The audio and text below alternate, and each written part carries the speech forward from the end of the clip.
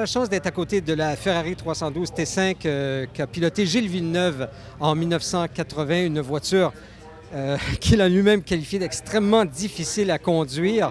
Et d'ailleurs, on peut voir comment la technologie aussi a évolué, parce que si vous regardez bien à l'avant, Gilles avait les pieds à l'avant de l'axe des roues d'avant et il y avait la colonne de direction ici juste au-dessus de ses chevilles. Donc imaginez lors d'une sortie de piste, le pauvre Gilles pouvait avoir les jambes facilement broyées. C'est d'ailleurs ce qui est arrivé à Didier Pironi un petit peu après. Donc la FIA a changé la réglementation justement pour mieux protéger les jambes des pilotes.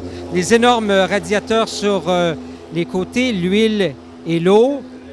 On a bien sûr l'instrumentation extrêmement simple dans ce temps-là, l'ajustement des barres anti-roulées avant-arrière, le levier de vitesse de l'autre côté. Et ce qui est à remarquer par rapport aux voitures d'aujourd'hui, c'est la hauteur, la capacité du réservoir d'essence qui était énorme et surtout très haut. Et ça, justement, ça influençait le centre de gravité de la voiture. Ça rendait la voiture, justement,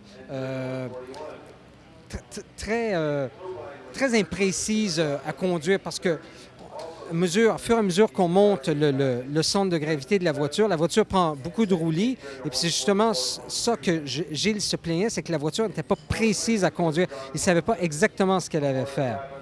Et puis vers l'arrière, bien sûr, le magnifique 12 cylindres à plat d'une cylindrée de 3 litres avec des débuts d'injection encore, c'est vrai, mécanique, d'allumage électronique. On voit ici les trompettes qui amènent l'air au moteur. Donc, un moteur extrêmement plat. Et ça, par contre, ça ramenait un petit peu le centre de gravité vers le bas.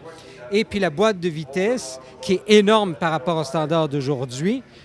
Boîte de vitesse qui était en T, donc inversée. Donc, toute la pignonnerie est placée dans l'autre sens et non pas longitudinalement. Et ça, Mauro Forghieri, l'ingénieur, l'avait fait pour raccourcir justement l'empattement de la voiture, pour ne pas faire une voiture extrêmement longue parce qu'il était prêt avec un moteur 12 cylindres. Donc, en inversant la boîte de vitesse, ça faisait un empattement un peu plus court. Et puis, l'aileron à l'arrière en aluminium, on voit que c'est très rudimentaire par rapport à ce qu'on fait aujourd'hui, avec un bord de fuite qui n'a même pas d'équerre sur les côtés. Mais il faut comprendre, on était en 1980, on commençait à connaître, à exploiter l'effet de sol et ça rendait les voitures... C'était un peu de la magie noire. On ne savait pas trop dans quelle direction on s'en allait. On essayait des choses. Parfois, ça marchait, parfois, ça ne marchait pas.